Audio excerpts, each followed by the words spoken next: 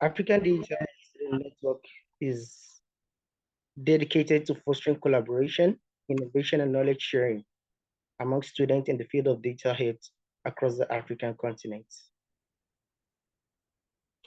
Our mission is to empower the next generation of healthcare leaders with the skills and knowledge needed to leverage technology for improving healthcare outcomes across Africa.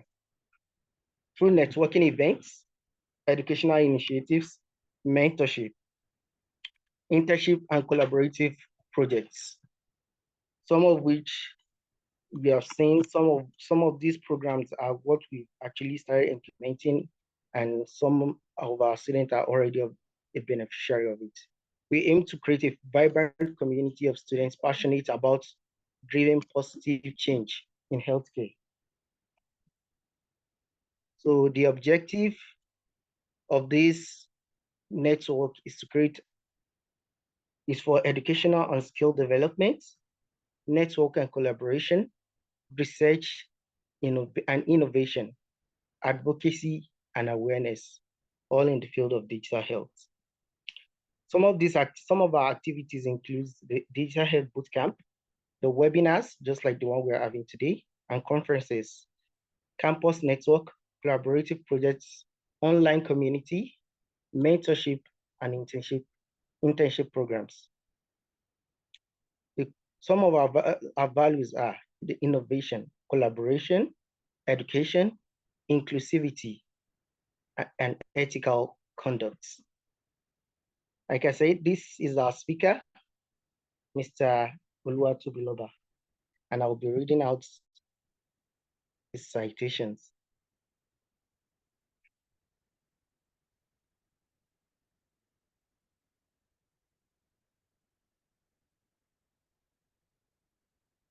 So, Mr. Oluwatobiloba is a seasoned healthcare professional whose extensive nursing background fuels his passion for innovation.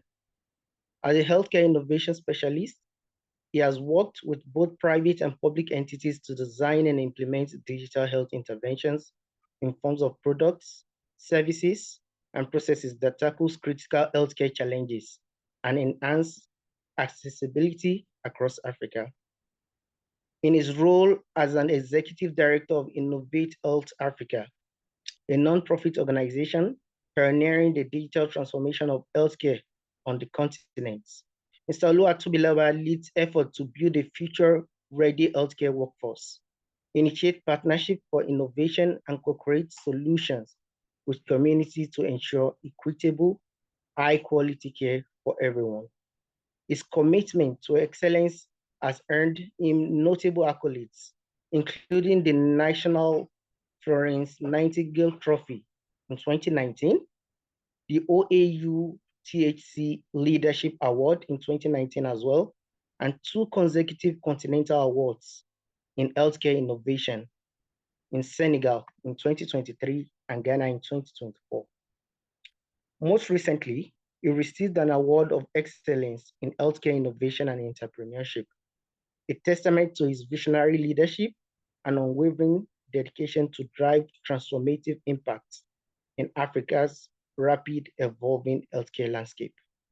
Mr. Oluwatobi, you are highly welcome to African Digital Health Student Network. We appreciate you for honoring our invitation, and we welcome you once again to African Digital Health Network. Please kindly introduce yourself, and you can move forward with the keynote, with the presentation. Thank you very much.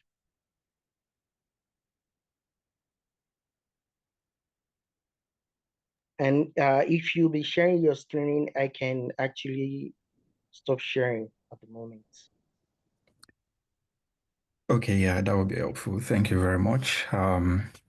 Just a quick mic check. Can you all hear me? You're very audible, sir. Okay, great. Thank you very much. And thanks for the introduction.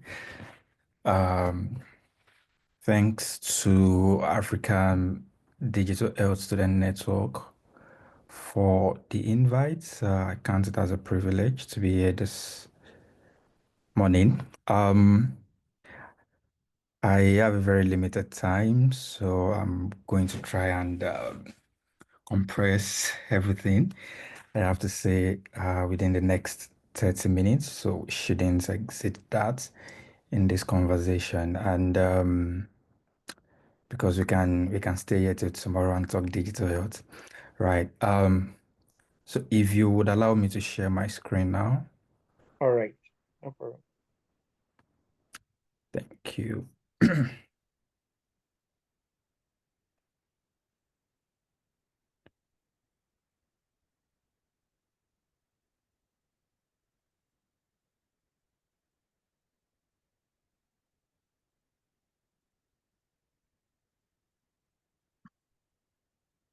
Uh, can you see my screen?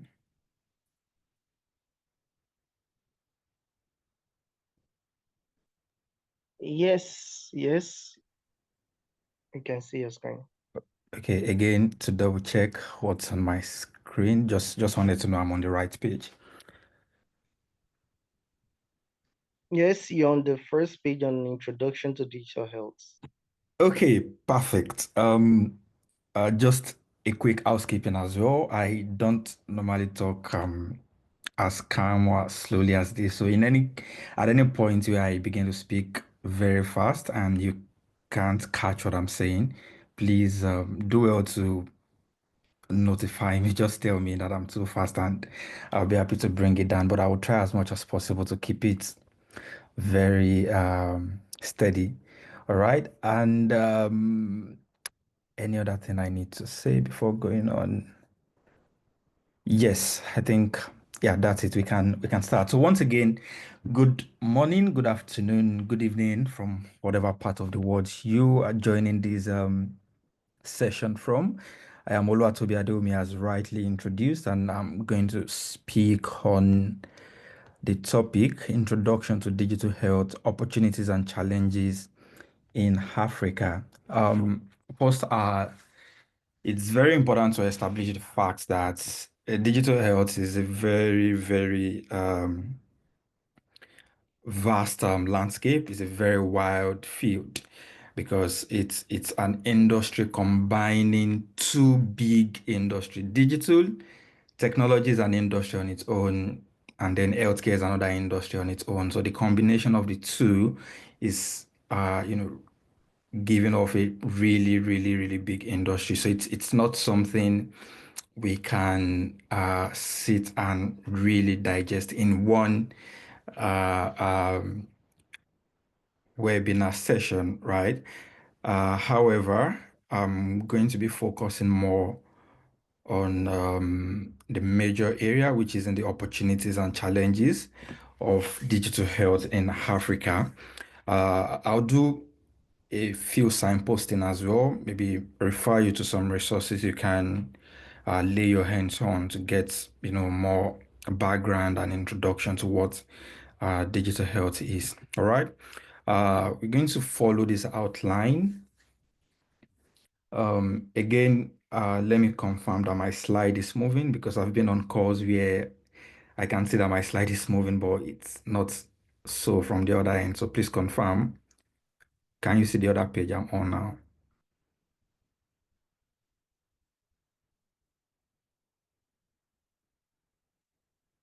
Okay, all right, cool. Thank you.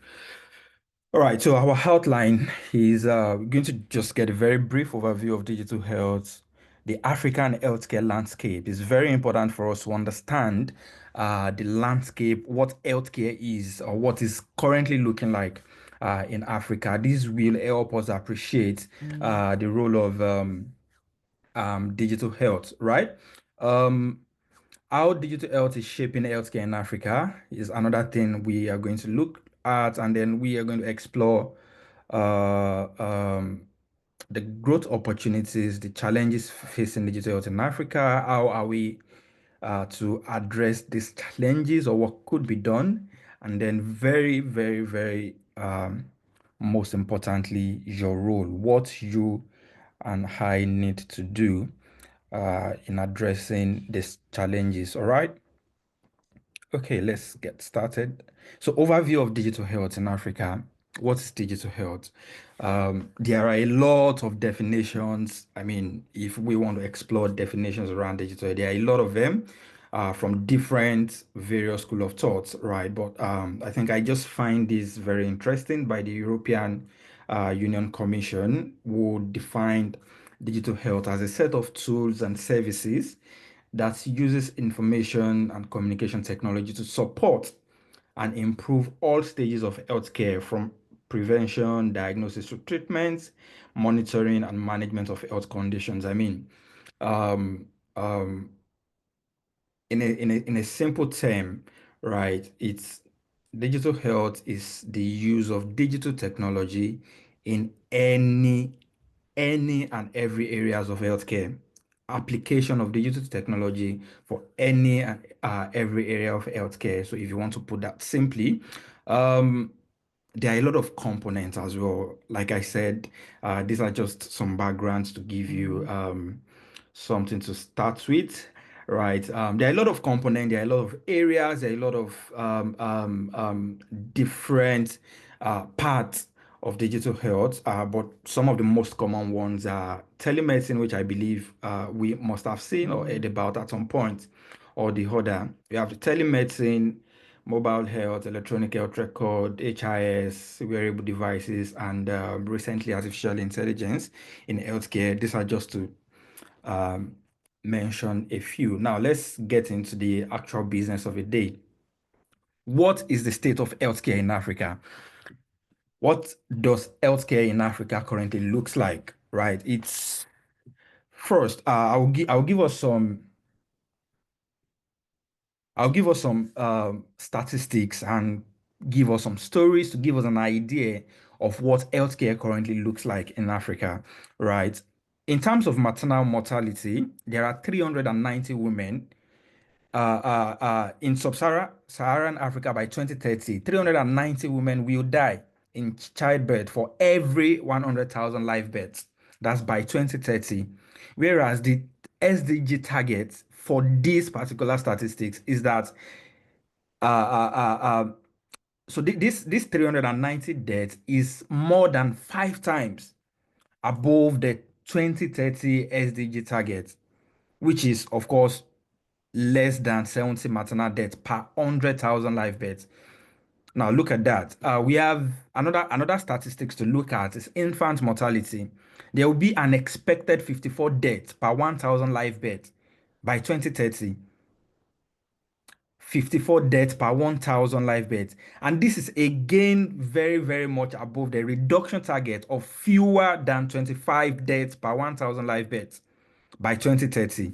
Interesting, right? Now, let's look from the lens of life expectancy. It will interest you to know that the top 10 countries with the highest life expectancy in the world, there is no African country, no African country. And then the saddest part of this is that the top 10 countries in the world with the lowest life expectancy are all African countries. Now, this is very sad. Again, let's look from the lens of communicable diseases. With just 15% of the world's population, African Africa accounts for 50% of global death from communicable disease. Now, all of these are painting a picture of what the current healthcare landscape look like in Africa.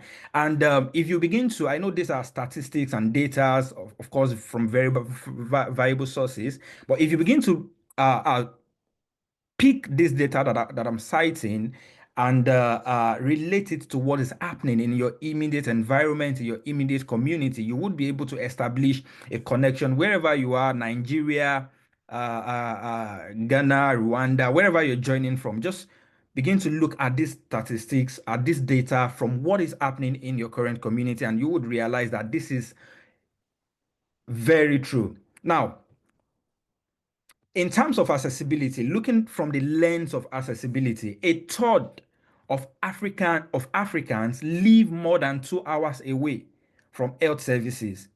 Another statistics gave us a 56% of Africans' rural population are unable to access traditional healthcare. 56%, 56, above average.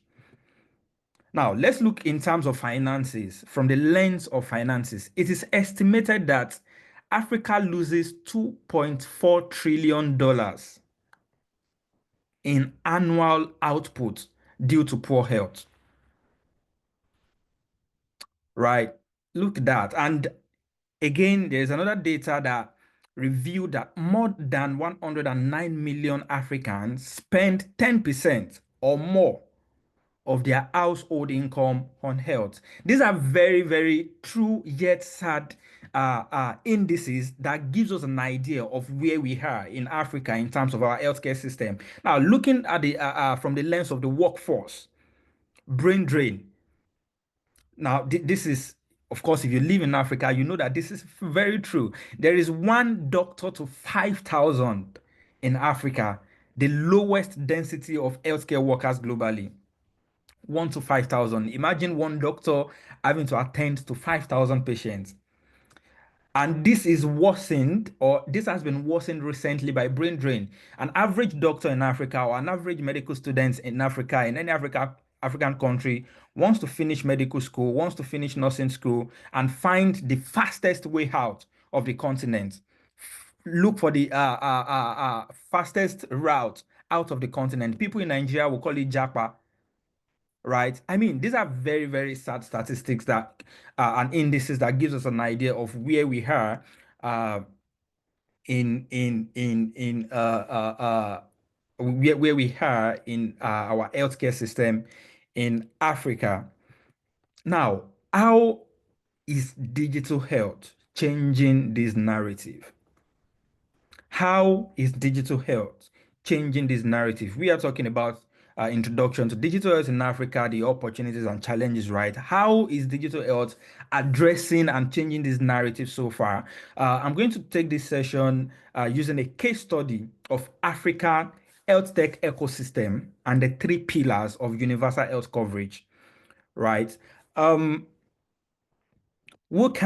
before I go ahead, who can in the chat box give us the three core pillars of the universal health coverage? Just a very quick activity. The three core pillars of UHC, three core pillars. Anyone in the chat box, just pop it there. The three core pillars of universal health coverage. While you're doing that, so I'll just go ahead because of our time. How is digital health changing the narrative? A case study of African healthcare health tech ecosystem and the three pillars of universal health coverage. The three core pillars of UHC rest on three pillars. Of course, number one is accessibility, number two is quality, and number three is affordability. How is digital health ensuring these three areas and addressing the challenges and the problems that we've earlier stated? Right, let's look at this. The first core pillar of universal health coverage is accessibility. That is, of course, more people benefits, more people in terms of healthcare benefit to individuals, family, um, communities, clinicians, regulators, and producers, reaching people where they are. There are health tech startups, organizations in Africa today that are ensuring that are leveraging different forms of technology. Talk of telemedicine, talk of artificial intelligence, talk of mobile health, talk of what other examples now? Talk of EMR, ZHRs, whatever whatever type of technology you can think of. There are organizations, startups, health tech startups today that are leveraging these technologies to ensure accessibility to more African communities. Example of them are some that I've listed here. Mobile Health is one of those doing that majorly in Nigeria. We have Zuri Health in Kenya. We have Clafia, Tremendoc, MDoc, and a lot of others. These are just a few that I unpicked for the purpose of this presentation, right? Some of these health tech startups are creating technologies, are creating products. They are building services that ensure that people get healthcare access or people have access to healthcare from wherever they are. underserved communities, services where people go. Now, some of these health tech startups are building products, platforms, and services that ensure that wherever you go in Africa, you have access to healthcare. You can receive the care you need. Although this is not yet in a large scale, but they are building something towards that direction, right? The second core pillar of universal health coverage is quality. Quality, which we can, of course, break down to say more and better services. More and better services. We have, again, remember, we are considering this using the case study of health tech startups in Africa. Now, there are startups, organizations, digital health startups and organizations in Africa that are building products, platforms, processes, services. Even some are developing policies that ensure that there are more and better healthcare services for everyone in Africa in terms of quality. There are startups building, products that ensure real-time data sharing, speeding responses time for disease outbreak. Right. Example of that is M-Track in Uganda. We have startups building expanded access to medical screening. Right. And a lot other examples you can think of. We have startups now and organizations that are pioneering drone deliveries of healthcare supplies in Africa, not even in Europe or any other part of the world now, in Africa. How many of us have heard of Zipline? An example of organization doing that is Zipline. You can go on Google, check them out, see what they are doing. We have a lot of other healthcare startups doing some of these other things that have been listed here to ensure quality of healthcare for all African wherever they are, wherever they live. We have Advantage Health Africa in Nigeria. We have Drugstore, Kiliomed, MedServ, Health Tracker, Aela, M-Track, and a lot more other ones, right? And the third focus, or the third core pillar of universal health coverage, is affordability.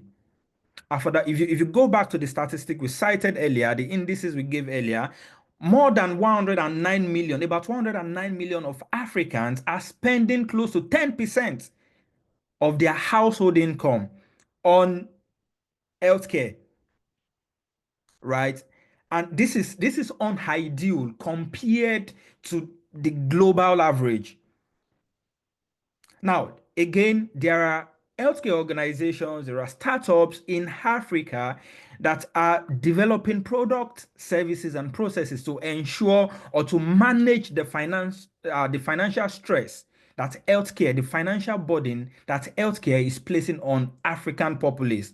Right? We have examples of Wella Health. We have examples of Reliance HMO. We have I'm not pretty sure of a lot of these examples, but these are things you can also go online to Google search. So in terms of the technologies, right? There are a lot of technologies, like I've mentioned earlier.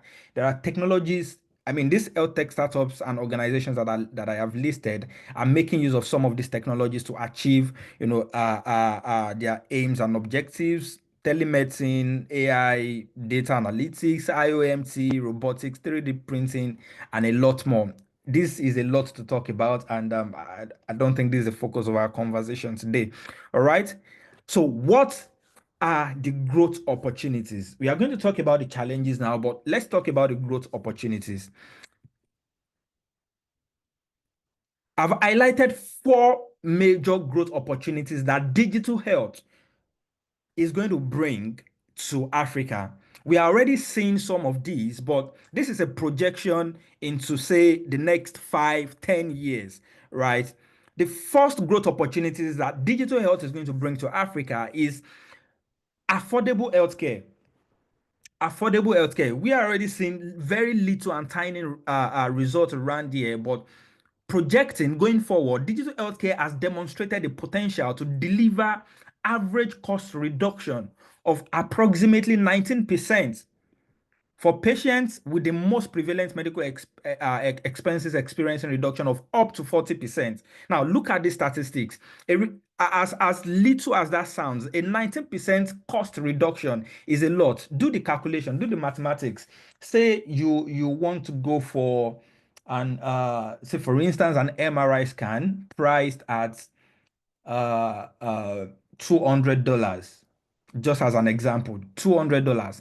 Do the mathematics of a 19% reduction in $200 and give the result. Do the mathematics of a 40% reduction of $200 and give us the result. Now, that gives a context around, that gives you a context to appreciate what digital health is going to do in terms of affordable healthcare in Africa, right? The second opportunity that digital healthcare is going to bring to Africa and that we are already seeing is accessibility. Digital healthcare can provide access for up to 400 million more people.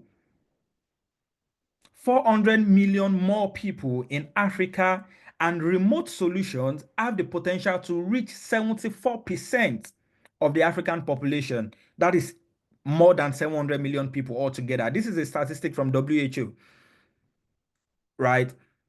The third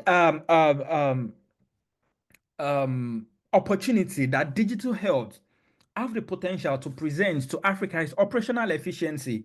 We are already seeing a lot of this in some countries in Africa. By expanding the use of digital health tools, African healthcare systems could achieve a 30% increase in operational efficiency and a 15% reduction in administrative costs, all while improving patient outcome. Of course, the overall aim of operational efficiency is to improve and increase patient outcome. Take, for instance, you are a nurse or you are a doctor working in, of course, a general public health hospital, and you have to do a lot of documentation, you have to do a lot of writing, and you spend a lot of times writing, making documentations, limiting the amount of time you are supposed or you are expected to spend with the patient, right? And there are a lot of other patients queuing and waiting for you outside. Now imagine you have a system, you have a technology, you have a tool that can take over that writing and documentation job from you, allow you to do your work, cut the time you have to spend with that patient, and give you the time, give you the energy to see more patients who are waiting to be attended to. Now, as strange as that kind of solution might sound, or as that kind of tool that can help you do that might sound, there are health tech startups in Africa who are already doing this, who are already building solutions like this. I'm trying to remember the name of this startup. If someone can remind me, the startup of Dr. Toby, what's his name? I'm trying to, that just skipped my mind now. If someone can, I need to mention the name of that startup. If you could check it out. Intron Health. Intron, thank you. Yeah, thank you very much, DHA. Intron Health. As strange or as oh, is this possible? That as strange as that solution sounds, Intron Health is one startup here in Africa who is already doing something to solve this particular challenge that I have mentioned. Now, these are opportunities that digital health is presenting and bringing to our table in Africa. Of course, the other one is medical advancements and life-saving technologies. AI applications in Africa could save 1 million African lives by 2030. That means 1 million more people would not die an unnecessary death. I saw a news recently. Um, was the news from Kenya, or I can't recall where the news was from now. Where I think it was from Kenya, where some a pregnant woman had to die because she couldn't afford to pay the money for cesarean section. That story wasn't very clear, but it was something around a pregnant woman died because she was denied access to care due to being unable to pay the fee for the cesarean section that she needs. There are other cases where, okay, Nigerian pregnant woman, thank you. There are other cases where it's not because of affordability, it is because there was no system to predict the likely risk that this individual might go through or might undergo because of their condition. Imagine there is a tool or there is a system, there's a technology that could tell you or that could predict the likely risk that a pregnant woman might go through or might experience during childbirth before that date. And then now imagine there is a technology like that. Imagine there is a tool like that. That is what AI is going to do for us by 2030. 1 million more people would not need to die an unnecessary death by 2030. 1 million. That's a lot. That's a very, very large number. Right. So these are some of the opportunities. There are a lot more, but these are in the context of what we are talking about today. These are some of the opportunities that digital health can bring to us in Africa. So, what are the challenges facing digital health growth in Africa? What are the challenges? What are the challenges? Before I talk about the challenges, a quick 1 minute break. A quick 1 minute break. That's a coffee or a tea break. And while in that 1 minute, I want everyone in the chat box, as much as you can type, list the top three commonly used EHR systems in Africa. I'll keep an eye on the chat box and we'll be back in 1 minute's time. List the top three commonly used EHRs in Africa. It could be the one you use in your facility, in your healthcare organizations, the one you're familiar with. I want everyone to respond, and I'm looking at the responses. Okay, and we'll be back in 1 minute to talk about the challenges digital health face in Africa. All right, I'm not seeing anything yet. The top three commonly used EHR systems in Africa. Okay, Intron Health, Hydra Health. EHR is electronic health record. Top three, top three, top three, top three. Waiting. DHIS. Yes, Lillian said DHIS. Okay. Expecting more. District Health Information Software. Expecting more. More, more, more. Is this the only one we use in Africa? Anyways, we have a 1 minute break and we'll be back in 1 minute.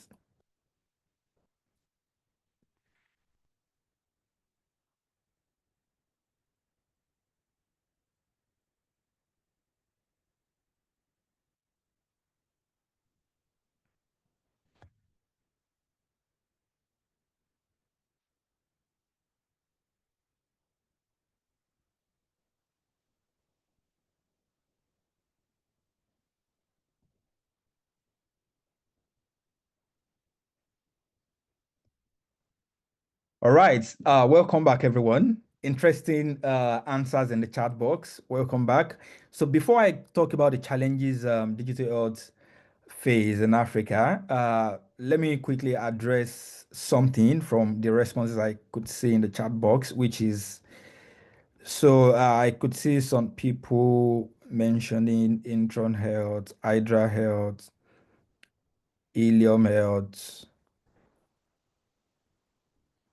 right? So let me clarify this that Ilium Health is an organization, right? Not an electronic health record system. Intron Health is an organization. Hydra Health is an organization, right? So the examples of EHR systems are the ones where we have the District Health Information Software, the DHIS. We have the OMR, that's the Open Medical Record. DHIS is one of the top three most used in Africa. Open Medical Record is also falls in that category, right? Of one of the most used in Africa as well. What other one am I saying?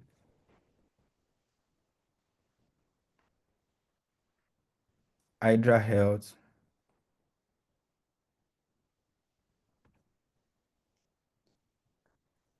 OpenMRS, Epic Care. Yeah, so those are the software, those are the tools. I can see someone saying Hydra Health as an AHR system. Yeah, that I don't really know about Hydra Health, and yeah, they can have an EHR system, but Hydra Health itself is not an EHR system. So if you could get the name of their software or what they call their EHR system, yeah. So that's what I was trying to clarify. All right, good ones, good ones. Yes, ban me, or yeah, I don't know how to pronounce that, but yeah, that's it. Okay, so thank you everyone. That's welcome back from the break. So let's go on. Let's go on. Let's talk about the challenges facing digital health growth in Africa. So, what are the challenges facing the growth of digital health in Africa? Your guess could be, as correct as mine, right? Okay. The challenges of of digital health in Africa. The very first one that interests me to talk about is stale policies and strategies. Stale old policies and strategies, and redundant policies and strategies. There are strategies and policies that have been created, say, some 10 years ago, some 5 years ago, when probably digital health is not really, very popular. Policies that have been created post-COVID, pre-COVID. And some of these policies have not been reviewed. Some of these policies have not been updated. Some have not even seen the light of the day. Talk less of, talking about implementation of some of these policies, right? So this is one very big major challenge impacting the implementation of uh, uh, digital health implementation and systems in Africa. Very stale policies and strategies. We have infrastructural inadequacies. We are talking about all of the technologies, the AIs, the machine learnings, and the Internet of Medical Things, the telemedicines, even the common EHRs we are talking about. There are still countries, there are regions in Africa that lack the infrastructures to host some of these solutions.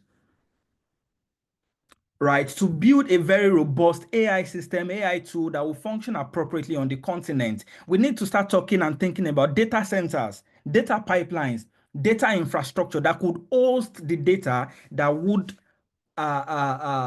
that would support the implementation and scale of some of these solutions. But here we are, there are obviously infrastructural inadequacies. Even let's bring it down to even just ordinary network availability. There are regions in Africa where even to make a simple call, just a normal phone call, you have to start looking maybe for trees or some mountains to climb before you could get a network to power your phone just to make a phone call. Now, not to talk of hosting AI tools, AI systems on that same mobile device. Infrastructural inadequacies, investment gap.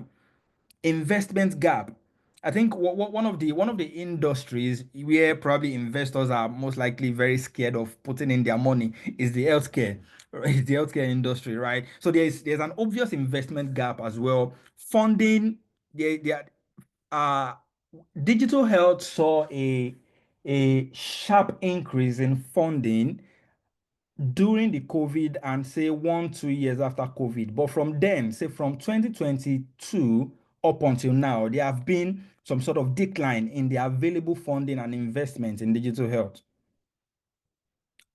I want to believe that a lot of people here should be aware of the recent USAID uh, uh, uh, funding issues, where most of the funding coming from there has been stopped, right? And this has a very, very, very huge impact, especially on healthcare in Africa. We have implementation barriers and we have the workforce crisis, like we have rightly mentioned. So these are some of the challenges impacting the implementation and the implementation of digital health in Africa. So how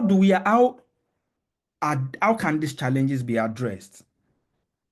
How can some of these challenges be addressed? I will make reference to Rwanda's digital health success story as a case study of how some of these challenges that have been highlighted can be addressed, right? So this is a summary of Rwanda's success in digital health, right? That gives us a picture of how some of the challenges we've highlighted above can be addressed. Number one is commitment from the government.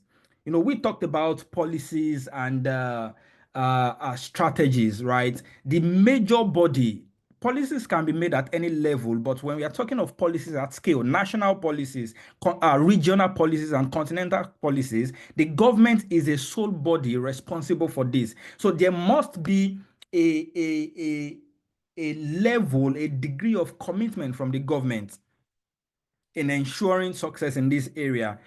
Right, Rwanda government has displayed very strong commitment to healthcare digitization. Right, you can I won't bore you with all of that story, but we are just picking this point from what they have done that have brought them to the point they are today. Right, telecommunication infrastructure. We talked about infrastructural challenges. Rwanda is another country who has made a very significant investment in their infrastructure, including the nationwide 4G and 5G coverage, right, which has laid a very solid foundation for digital health initiatives. Right, with 4G coverages, with 5G coverages, we can talk about accessibility to digital health tools from the comfort of your home. If you don't have a network in your house or in your village or in your region, and you would most likely not do anything. Yes, we talk of offline functionalities, but even with that, you need a very stable network to deliver an SMS to your phone. Right. So investment in infrastructure systems, telecommunication infrastructure, data centers, and the likes is one of the ways these challenges can be mitigated. Right. Another thing Rwanda did was early EHR rollout, electronic health record rollout. And one thing I want us to pick or learn from here is that oftentimes, talking from an innovator perspective, we often always want to create something perfect before we take it out there, and realistically it doesn't work that way. We often get it out there maybe on a very little scale and then refine it as it goes. So rolling out systems early, appropriately, in the right context, with the right support and investment, with the right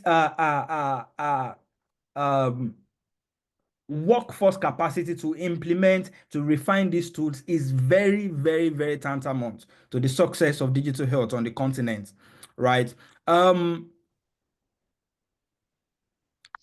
Okay, I'll skip that one. National ID and health insurance. That's talking from the point of affordability as well. I was in Rwanda sometimes last year, and one of the uh, uh, taxi or cab driver that drove me from my hotel to the airport leaving Rwanda had to stop on the way. He kind of apologized that he want to quickly do something for 2 minutes and I shouldn't be annoyed. I should wait for him. So I waited in the car. So when he came back into the car, I said, "What did you?" I asked him, "What did you go and do? Why did I have to wait for 2 minutes and stuff?" He said, "Oh, so sorry. I just gave birth and I had to get health insurance card for my newborn." I was like, "Wait, am I in Africa? Like for real?" That that's I was surprised, honestly, because it's not something very common. I was like, okay. And this is an evidence to what Rwanda is doing in terms of their health insurance coverage. They might not be there yet, but they are doing a lot of work in this regard. Also, talking of workforce capacity as well, very, very important and paramount, because at the end of the day, it is the healthcare workforce that would most likely use a lot of the solutions we are talking about. And not only using it, they also have a very critical role in contributing to the development and design of these solutions as well. So it is very, very important to empower the workforce at all levels in the on the continent. And lastly, is global partnerships. I mean, we can't talk of success without mentioning alliances and forces that work together with you to make this objective a reality, right? A country can't do it alone, really. A region, even the continent, Africa as a whole, would probably not be able to do it alone without support, backings, resources from, and even expertise from other regions, right? From other continents. This is very, very important. Global partnerships, global alliances is one of the things that Rwanda has put or has implemented so far, and that has brought them to this point of success in digital health. Now, what is your role as an individual? We've talked about what the government have to do. We've talked about what the continent have to do. We've seen the role of health tech startups and organizations. What is your own role as an individual? What do you need to begin to do as an individual? What you need to begin to do is majorly at an individual level, what you can begin to do is capacity development, right? Capacity development. Begin to, if you're already doing it, continue to increase your knowledge, increase your awareness, begin to identify areas of interest, right? In where you in areas or in yeah, the word is areas where you want to contribute to solving these challenges. There are different areas. There are different areas, right? There are different areas. Like I said on this roadmap, the first thing you need to be able to build is interest, right? And after that, you want to talk about you want to explore different areas where you can contribute, right, to digital health success in Africa, in your community, in your region, in your state, in your town, in your village, wherever you are, right? There are a lot of areas. You want to talk in the areas of innovation, technical skills, academia and research, policy and advocacy. You may be a clinician who is at the front end of implementing some of these solutions. So look for those areas that where you can contribute effectively and build capacity in those areas, right? Build capacity, upskill, learn, relearn, seek mentorship, volunteer, and continue to contribute to the improvement of healthcare outcome in Africa. Thank you very much. I'm happy to take any question, clarification, and recommendation at this point. Thank you very much.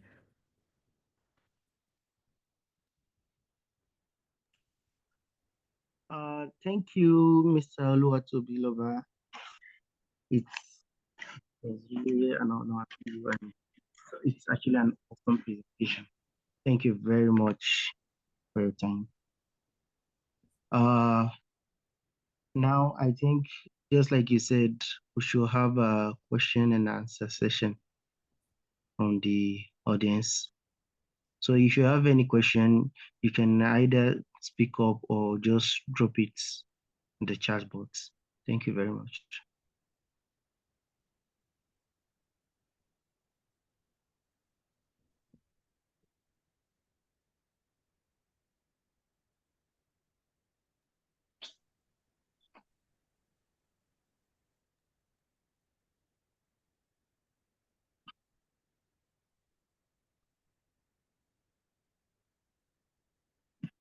Any question, please? Yes, I have a question. All right. Kindly go on, please. Okay, thank you, the moderators of this program and the person that just spoke.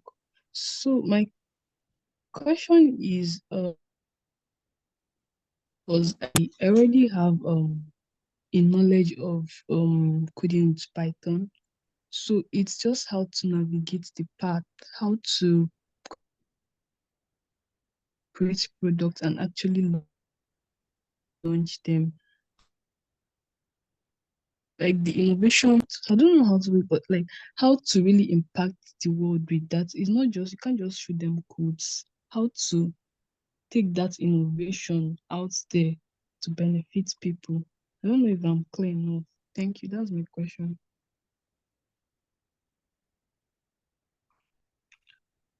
I couldn't hear the question clearly, but I don't know if the speaker actually heard that very well.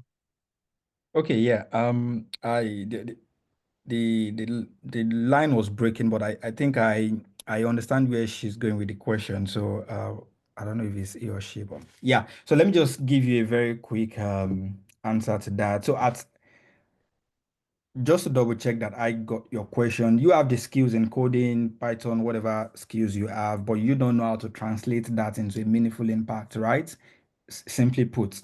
All right. So what you need to do at your level, if you already have the skills, I mean, number one, continue building on the skill. Number two, um, um, find a way to plug yourself in the right communities where you can meet people doing the actual stuffs in terms of making the impact. The guys doing the building the startups, creating, developing the product and services. Look for these some of these organizations that I have mentioned earlier during the presentation, and that some other people have mentioned in the chat box. Find yourself to plug yourself into their community, see what they are doing, see how they are translating, all of those skills and knowledge into impact, right? It gives you an idea. Number three thing you can begin to take note of is impact is not a standalone uh, impact is not a standalone deliverable.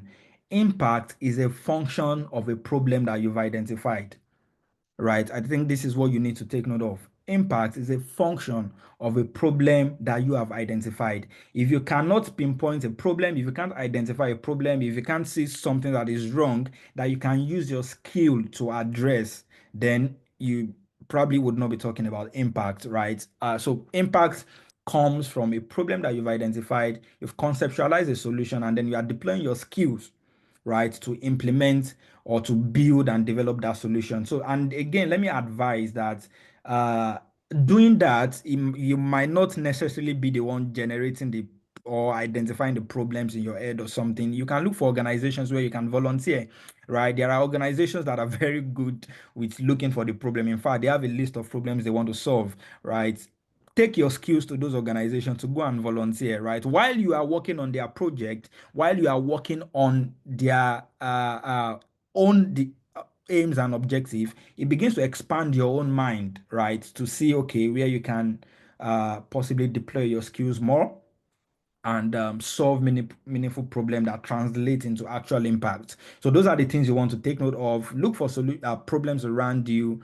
Uh, Find communities where you can plug yourself into. Work with other people who have similar interest, and there's a lot you can do with that, right? So, but as an individual standalone, you might not really be able to say do much. Another area you can use your skill is if you want to make more money, you can go freelance, just work for people on projects, collect your money and move forward and don't think about maybe solving problem per se. Right. So just to add that as an addendum. Yeah, thank you.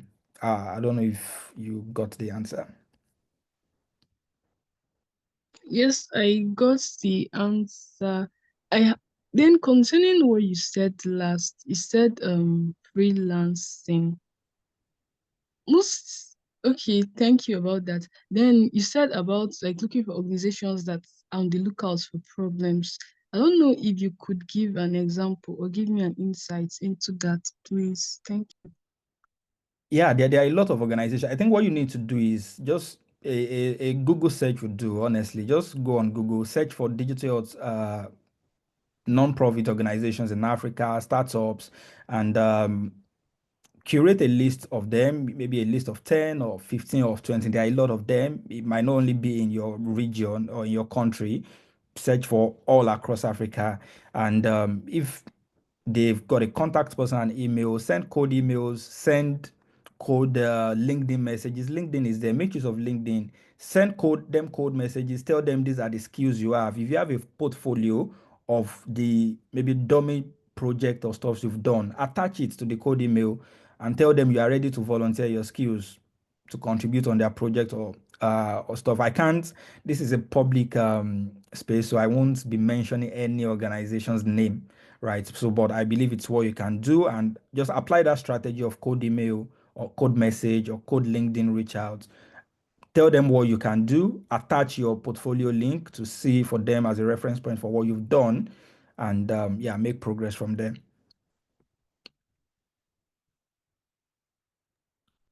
All right, Okay. thank you so much.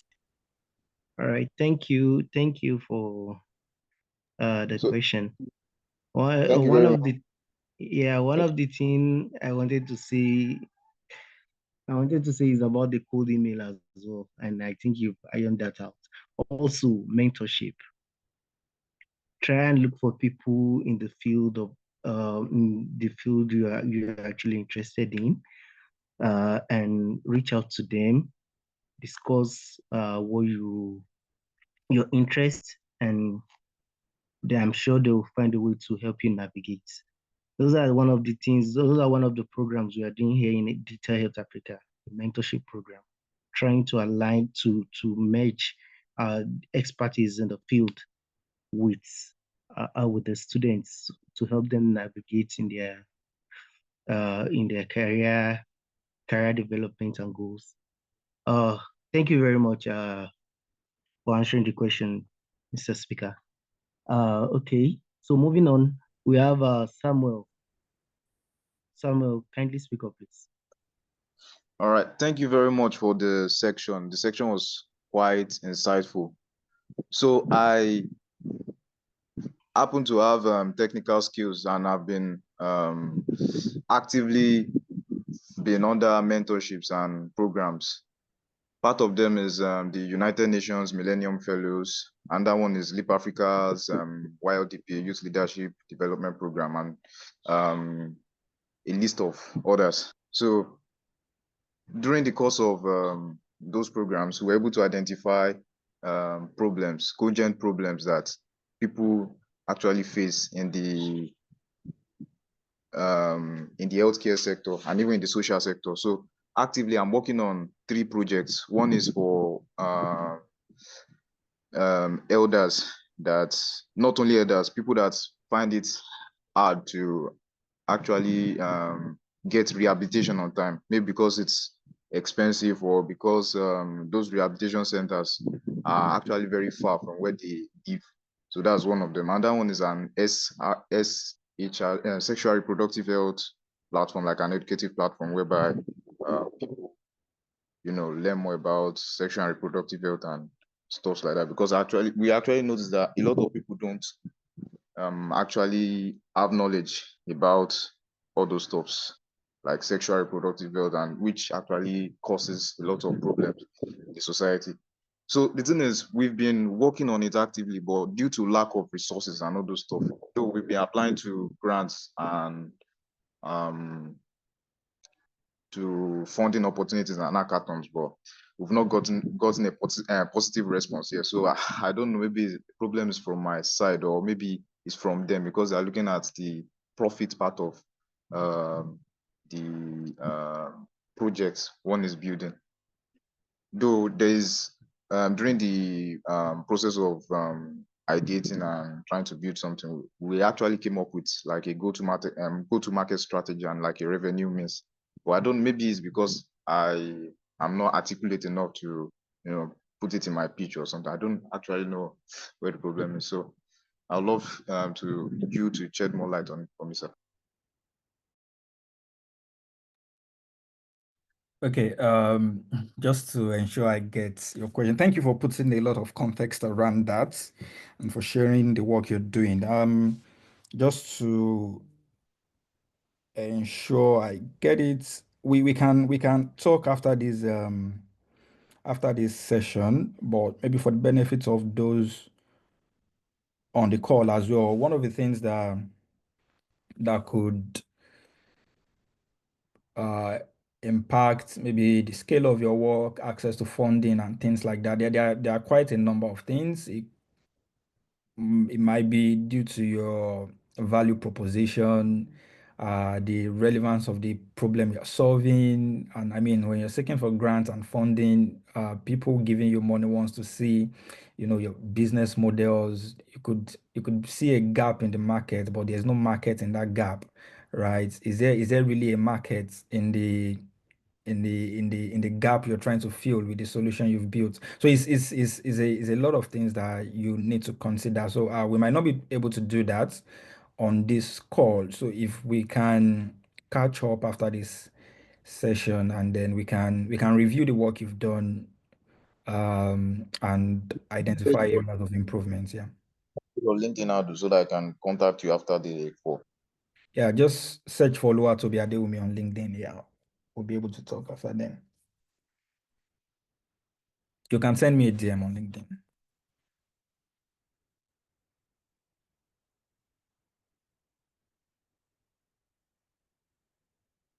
Yeah. Eh, Any other question? I think there's Majid Muslimat. Sorry, sir. I just sent you an invitation to connect. So after you accept the invitation, I will send you a DM. Cool. All right. Okay, So, good afternoon. Thank you for the session. My question is, if a student has like an idea, is it like is it advisable for you to start working on that innovative idea right from your undergraduate level, or you can just decide to work on it maybe after you graduate, considering the fact that maybe you've not gotten enough mentorship, or you don't even know how you source for funds and all of that. So is it like advisable to start early, or start early in the sense that someone might have the same idea that you have, and if you want to start probably after your undergraduate level, someone might have worked on the idea or something like that. So is it advisable? And the second question is, if we look at the problems right now in Africa generally, what people are solving more is related to maternal problem, emergency responses, infectious disease, and all of that.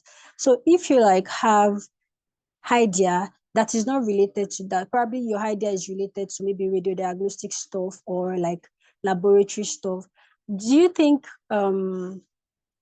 if you want to source for funds, considering the idea that you have, will you be able to get as much fund as people that are working on ideas related to emergency responses, maternal health, reproductive health, and all of that?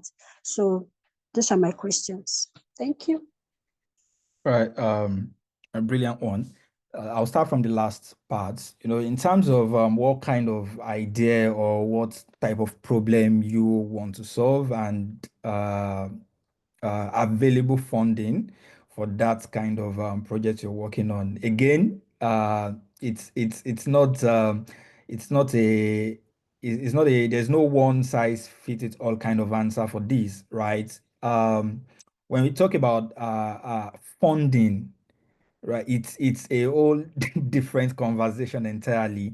So before you even begin to think of or think about funding, right, what's the problem you're solving? Is it really a problem? And it could be a problem, but the market you want to solve that problem for are not ready for it, right? It's like someone going to, or it's like someone, okay, let me give an example. I think some years ago, uh I'm trying to look for a very good example that captures the market unreadiness for the solution you are trying to build. Say, for instance, in Nigeria, where an average individual is just hustling to get the next meal on their table, then you develop a solution that is targeted towards, okay, if you subscribe to this particular app, this digital health app is going to prevent you from having high blood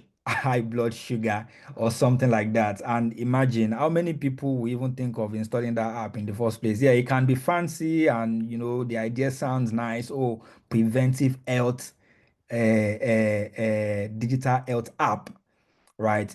Sounds very nice. The idea is good, but in the context of the market where you want to apply or where you want to implement that solution, the market is not ready for it. Nobody is going to buy it. So, linking that to funding, these are some of the factors or things investors, donors consider or look out for in your solution, right? Is the market where this person is trying to implement, are they ready for this?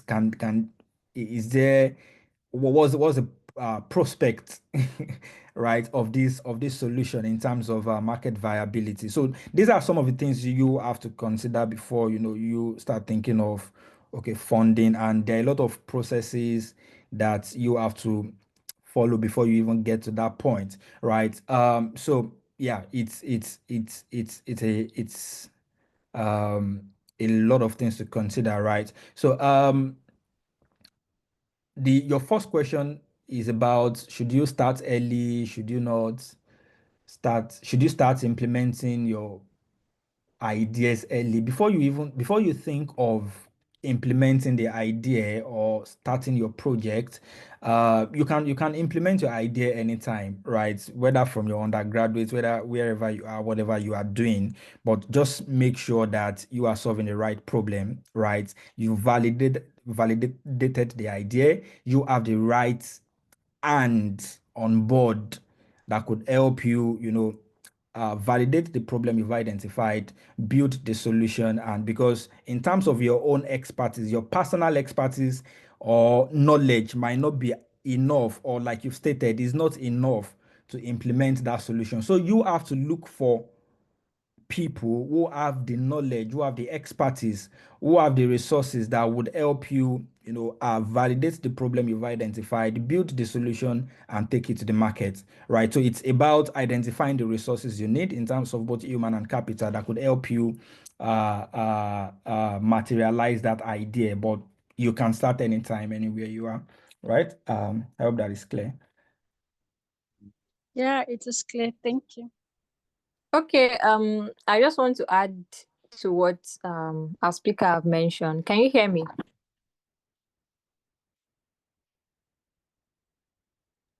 Yes, Yeah. Yes, yes. All right. Okay, so to both questions, I will just add to what Oluwatobi has mentioned. So for the first question, which is should you start in your undergraduate, please, the big yes. Please start in your undergraduate. As soon as you have an idea and you've done your problem validation, as Toby has mentioned, you validated that this problem actually exists and you're not assuming. You've been able to confirm that a few people are able to pay for this product, right? And you're able to assemble the right team. Look at the startups that are making waves in the world today. Mark Zuckerberg started when he was in college. He didn't wait till when, though he dropped out anyway, but then he started in college. A lot of the big famous startup technocrats you know today, a lot of them actually started in college, in their undergraduates, in their university, right? So, and I think we should have a mindset of growth.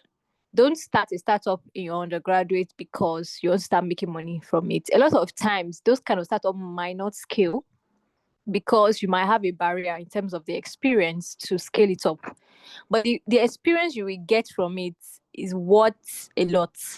Because even if that startup fails, maybe during your undergraduate when you're trying to build, even if it fails, by the time you're going to do another startup, or by the time you have another idea, or you want to move on from there, you won't be starting from scratch. And you are more valuable to even employees and clients because you've already started something before. It's not easy to start something, right? It takes a lot of risk, a lot of boldness, courage to start something from scratch. And these are some of the qualities you will learn on the job as a founder, even from your undergraduate days. And these are qualities that are valuable to employees, to companies, to even investors you meet later down the line if you decide to start another venture after your undergraduate, right? So, for example, myself, I started my startup when I was in my undergraduate, in my final year. I built a company around non-communicable diseases. Did it scale? No. Did I even launch it? Yes, I did, up to the beta testing phase.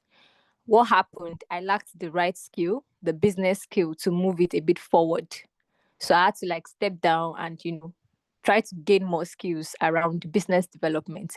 And how did I do that? I then used my experience to join an existing startup. And it was easy for them to accommodate me because I already myself built something. I have a bit of understanding of how to build a startup, a product, how to validate ideas, how to do a pitch deck, how to pitch to investors. So those things I picked along the way was very valuable to my next employee. So then I joined,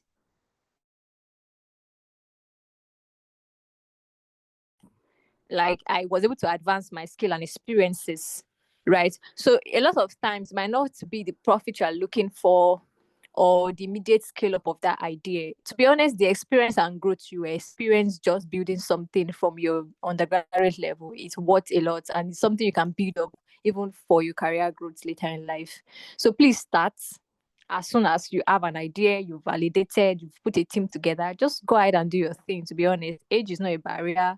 Educational qualification has never been a barrier to building startups or companies. So please go ahead and don't be scared. Nobody's stealing your idea, right? To be honest, nobody is stealing your idea. They can steal the idea, but the execution of how you are going to execute the idea, the business, is they can't steal it from you. Right. So don't be scared of, oh, they will steal my idea, they will steal my idea. It has never stopped anybody from doing anything in this world. Ideas are flowing all around. If you can think about it, then trust me, 10,000 other people are already thinking about it too. So some ideas might be similar if you look at it at face value, but in the execution, it can be totally different. So for the other one, how to get grants, your maternal project, you're thinking that maternal projects, emergency response projects are getting more funding. Big lie. I don't know if there's any statistics about that. That's a very big lie. They are not. What is getting more funded are valuable ideas. It can be in any specific areas that Toby has mentioned. It can be maternal, it can be in fact online pharmacy. If you look at it based on statistics and data, online pharmacies are the one getting the major investment in Africa. If you look at the reports from the health tech reports last year, you see that online pharmacies got major investments from donors, from grants. Maternal is not even on the list. Even emergency response gone, they are fighting for their life. Right. So please don't be bamboozled or don't feel inadequate because a lot of some specific areas are getting funded. That's not true. What is getting funded is what is getting more profit. And online pharmacies their transactions are very fast because pharmacies is the first point of contact for many Africans. You have headache, you go to a chemist beside you. You have malaria, you go to a chemist before you go to an hospital. So the first point where your money goes to in healthcare majorly most times is pharmacy. So they make a lot of money and they're able to attract more customers at the first point of contact, right? So they're able to aggregate faster than any other specific area. So that's why the attraction is faster, and investors is what can give them profits. They will put their money in, right? So that's why online pharmacies are the best. They're the top of the list. So if you look at Pharma, Run, Advantage Health, Pharmacy, these are startups who have gotten grants and investments. I'm not saying other ones are not getting, no, they are. But if what you are looking at is one that attracts investment most, it's not even maternal health. So the maternal health that have been attracting are those who have added AI components to their own startup. So that's what I'm saying. It's not the area, to be honest. Sometimes it's just your value proposition, right, that even attracts investments. So even if you are doing anything, you are doing laboratory, you are doing teleradiology, you are doing diagnostics, you are doing bioinformatics, you are doing genetics, if you have a good viable business model, you have a value proposition that is very strong and you're able to sell it, people will give you the funding and the investment you need regardless of the area. So even for maternal health self, I can't count how many startups have received a lot of funding compared to online pharmacies, right? So don't look at it as face value. Look at it from a value proposition standpoint and how viable their business model is, which attracts the funding and investment. And two of you have mentioned funding. Don't let funding be any barrier to what you are doing. A lot of these people that are receiving funding, they've been in the game for the longest time. A lot of them started with their own personal funds, right? So sometimes don't look at funding and say, oh, because I'm not getting grants, so I'm not going to do anything. Maybe something's wrong with my pitch deck or with my idea. Yeah, it can be true. Something can be wrong with your pitch deck and idea, but funding shouldn't be the barrier. Keep doing what you are doing. You can get money from family and friends. You can bootstrap. You can get loan. There are other financing mechanisms you can use to start a business, even outside of funding or grants. So when you've been able to get traction, maybe 500 people are already paying for your product, and those kind of things are what interests bigger donors and funders to now pay attention to you. But you've not done anything. Nobody knows what you are doing. Nobody has even tested your products. You now want someone to come and put their $1 billion savings. It's not possible. They have to see something you've also done to generate a bit of profit. Even if it's just 100 naira profit you are getting over 500 people, they know that there is there is a green line there somehow that if they plug more money, then you make more of that. So you have to think like a business person too and put yourself in the investor's shoe. And don't let funding be a barrier. Please do continue doing what you're doing little by little. You can get money from your friends, from your family. You can bootstrap. You can get loan. You can apply to all these small mini grants, micro grants that are not too much, so that you can build a bit of traction before you start looking at the bigger guys, the VCs and all. Thank you. Thank you so much. This is really insightful. Thank you. All right. Thank you very much, Vivian, for the insightful comments and ideas. So,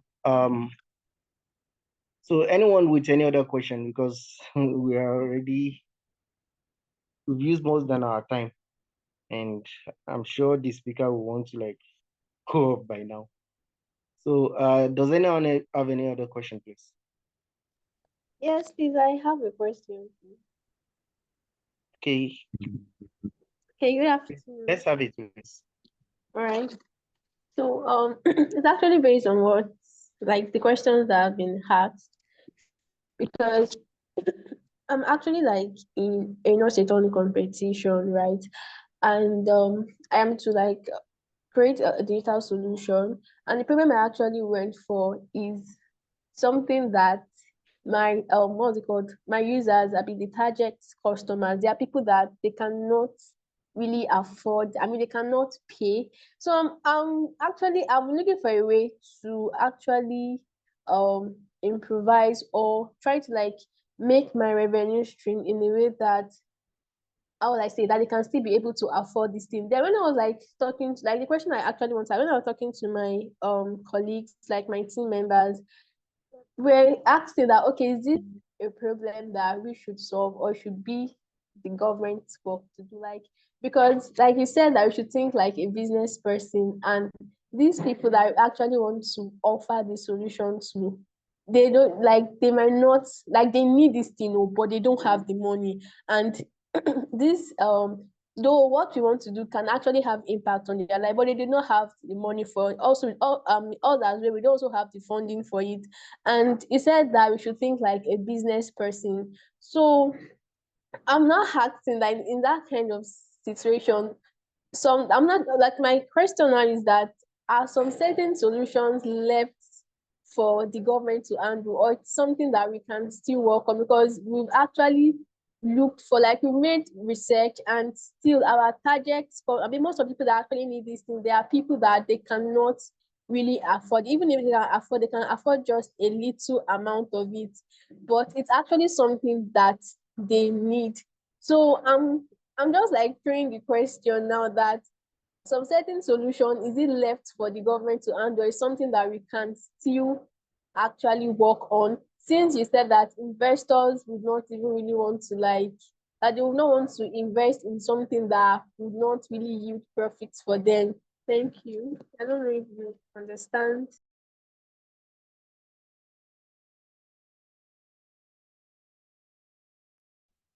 Yes, I understand your question. I don't know. Does Toby want to go first?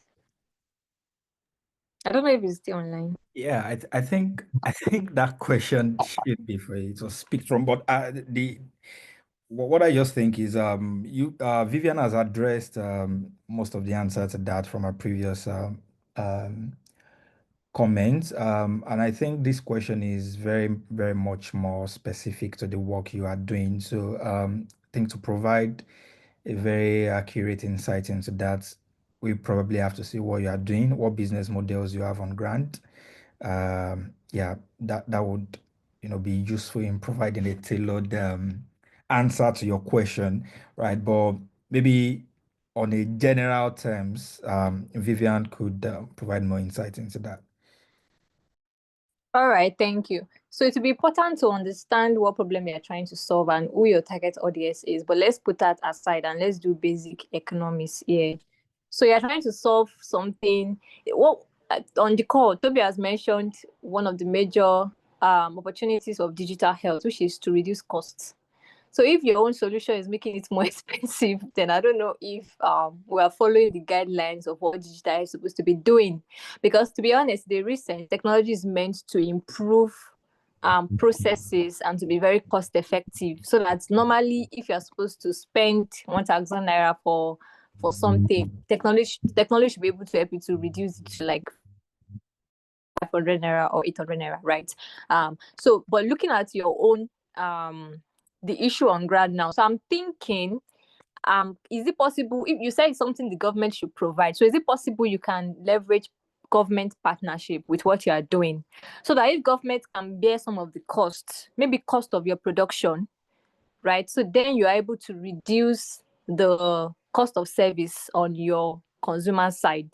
If you can share, if your company and the government can share the cost of production, so the government bear some of the cost, you bear a bit of the cost, but your consumers are then able to get a discounted price for the services you are trying to provide, so that it's affordable for them.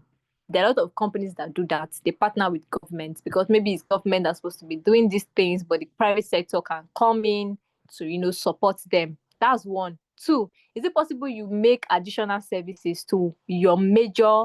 I don't know what your service is, so it's not giving me the right context, but I'm just being general now. Is it possible you add some additional services? So those services can be for the general consumer. So those ones, the profit you are making for those ones, you can use it to, how will I call it, mop up the cost of production, the excesses on the other side. So that means you have two target customers now. One, you are providing a general service for everybody that they can afford, but your main cost service is still for that your target customer. So the profit you are making from this other end, you can use it to adjust on this other end, while still making your main services cost effective for your target consumer. Example now, don't be confused. One is some companies, their major what's it called, their major service is telemedicine. So you see a doctor online on your phone or your WhatsApp, you pay. So let's say you're supposed to be paying 1,000 naira for a doctor consultation, but they know that people are not able to afford 1,000 naira. So they say, okay, don't worry, pay 500 naira. That remaining 500 naira you're supposed to pay, they can get it from other services they are providing. So for example, they can also provide online pharmacy. Okay, people can buy drugs on their platform. People can order drugs. So some of the service charges they are adding on those ones is what they are going to be adding at the back end to make up for the 500 naira you are not paying for telemedicine. So some people do bulk services, even though they have a major service they are providing, but because they know people can afford that major services, they will just do extra services on the other hand, just to pick profit here and there to make up for the loss on the other side of the equation. So I don't know what your service is, to be honest, because I know some services are very costly. No matter how you want to use tech, it's going to be costly. There's no how. You want to do endoscopy, it's 100,000 naira. There's no tech that's going to reduce it more than 100,000 naira, right? You want to do a lab test, renal test, you want to do MRI, some are very standard, that's their price, right? But if you're a company that is offering those major tests, you can now be doing small other services on the side that can still be giving you inflows and profits that you can be using to mop up the losses on this other side. So I don't know if I'm making sense, but what will really help is to share that idea with us. Then we look at it, we look at your business model, we look at the unit economies, and we can see how you can still make profit. Though your profit, the margin might be very low, but maybe in the long term, maybe if you do a 5-year projection or a 10 years projection, you will eventually make up a certain amount of profit, right? And sometimes volume too matters. What's your market size? If your market size is very small, then to be honest, I'm not seeing a business there. But the larger your market size is and the volume, you can do a projection of your profits, and it might still in 5 years might not make sense. So there are some startups now that have not made profits since they started in 2020 or 2019. They still have not made profit, but they are running because they have a projection. They know that in the next 10 years, they'll be able to start making profits. And that's what they sell to investors, and investors buy it. because the investors, they understand the mathematics, right? That okay, for 5 years we will not make any 1 naira, but let's keep doing what we are doing. But in the next 10, 15 years, we start making 100 million naira. Okay, that's good. That's okay for them. And they'll give you the funding so that you can keep up the business and you can scale, get more people. Then your projection is already there, right? You can increase prices sometimes, can add more additional services.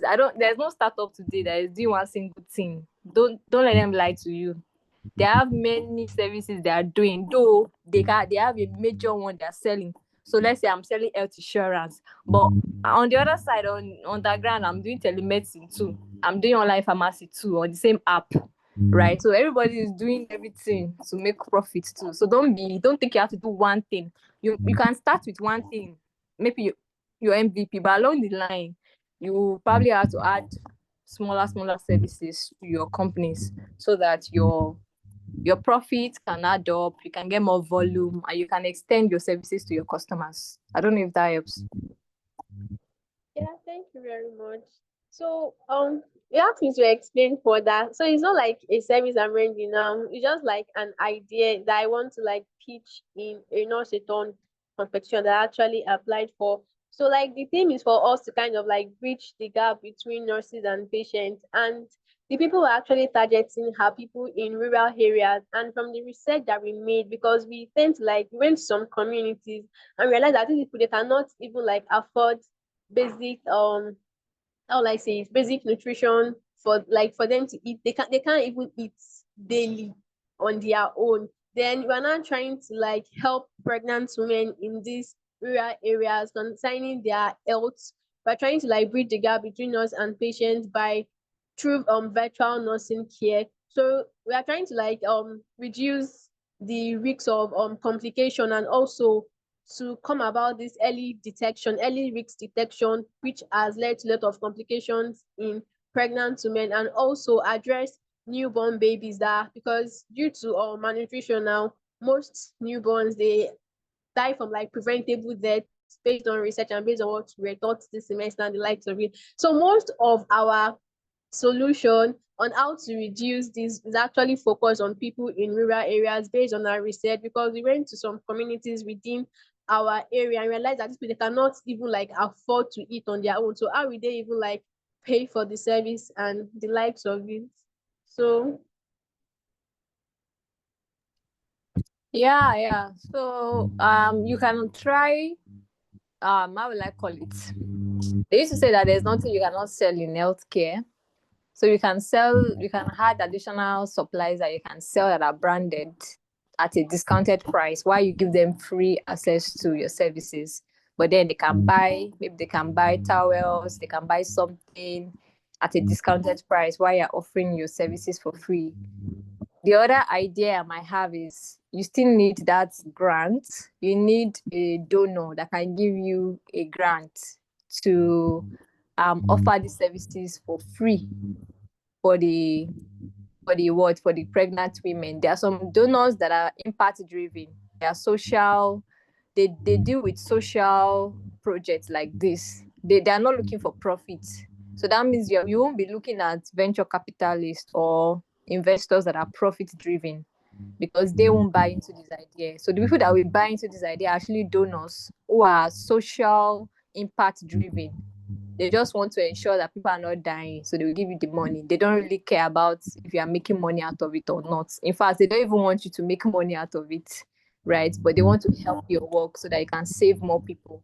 So those are the kind of donors or grants you'll be looking for. There are a lot of them. Um, Unfortunately, USAID is out. I would have said those are like the biggest ones, but you can still look at other donors and grant opportunities where you can get $100,000, $50,000 to care for maybe 50 pregnant women or 100 pregnant women. So whatever cost you are incurring, the grant would cover it, and the pregnant women won't have to pay for anything else. You can also devise a low cost effective solution to what you are doing. So instead of you trying to build a mobile app, you can use USSD code, which is a low skill technology. You can use SMS, so you won't have to incur a lot of cost of production on that side. Because building a mobile app is costly, right? Maintenance and all. So you can use USSD code, SMS, you can leverage their community. You can have an ambassador in the community who's going to help you, local person that is going to be on your team that will help you translate what you're doing to them. So you can find ways to minimize cost on your own end while still providing this thing for them at a very cheap rate. So don't look at the profits if you are doing those kind of things. Don't even look at the profits. What you should look at is strategy on how to make it low cost on your own side as well, and still effective for them. But you can share with us. We'll look at it because of time. We spent like extra 37 minutes. So we can take a look at it. Yeah, thank you. Very much. Thank you very much. Okay. Thank you, Vivian. At this point, I don't think we'll be taking any more questions. And for I think we have a lot of digital health entrepreneurs on this thing. So maybe when you become successful, DHA will be getting 10% of the investments for the free business consultation you guys are getting. All right. Thank you very much, Mr. Tobiloba. We really appreciate your efforts. We really appreciate you for honoring our invitation. And we hope to see more of you next time. Thank you very much. I don't know if he's online or if he has dropped.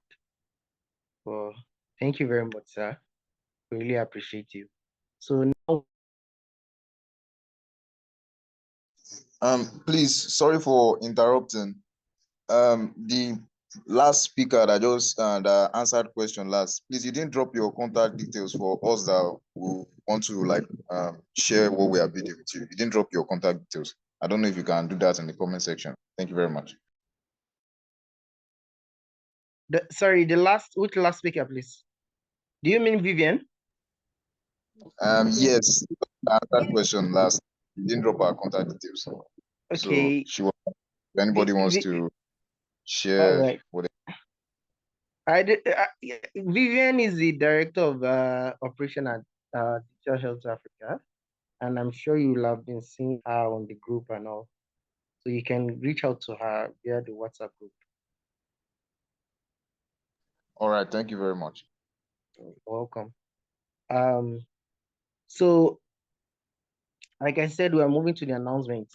So I will start with the ambassadors. So I think some of you are yet to send the details of your faculty, just like we discussed. And it is very, very important to have each institution as a faculty, because I think those are the people, they'll be the one to be like the go-to, someone that will probably be supervising the whole networking institution. So, and I told the ambassadors that we'll need them, and I'm actually, we are more particular about academic staffs. So if you have any issue regarding not, why you have not been able to send the names, the details of the faculty, please, you can reach out to me or just say it out now so that we can address it. I don't know if we have ambassadors on the chat, on the call right now. If you have any issue, you can reach out to me on that. So also, those in the mentorship program, some of you are yet to submit your weekly reports for last week. And I've been trying to reach out to some of you, but you are not responding via the email. So if you are encountering any issue, please let me know. Because without these reports, I don't know, you won't be allowed to graduate for the program. It's a mandatory requirement. Same goes with the survey, the baseline survey. The baseline survey will actually let us know that you are part of the program. Without filling the baseline survey, you will be assumed not to be part of the mentorship program. So those are the two announcements. If you have anything to say about it, please, you can say it now or you can reach out to me. Thank you very much. So If there's anything to say, please kindly say it now, or you can write it on the chat box. Please, can you resend the link for the baseline survey on the group chat? Maybe now or after the call. Thank you. Okay, are you one of the beneficiary of the mentorship program? Yes. All right. Are you on the group? Yes. You find the baseline survey on the group. I pinned it on the WhatsApp group. Okay, thank you. Please, Zakaria, I sent a message on WhatsApp, but did not reply. Sorry, did I read it? Okay, this is I Zakaria. must have been an oversight. Okay, thank you. It's regarding what, please? Let me know. Yeah, I'm an ambassador regarding property of this property advice for Okay, I will go through it and I'll revert. Thank you. I'll respond to the message. Okay, so okay, thank you very much for joining the meeting. Thank you. And also I wanted to say this for those answering those with the question on digital health entrepreneurship. I think we'll be having a design thinking session, a webinar session. I hope you can join to learn more on all those things you are asking, you are questioning about. So, and I'm sure you will actually benefit from the webinar session. It will be sent very soon. And thank you very much. That's all I have to say. So thank you everyone for joining. Thank you, thank you, thank you. Okay, so at this junction, I'll be ending the meeting. Thank you. Bye for now. Bye bye to everyone.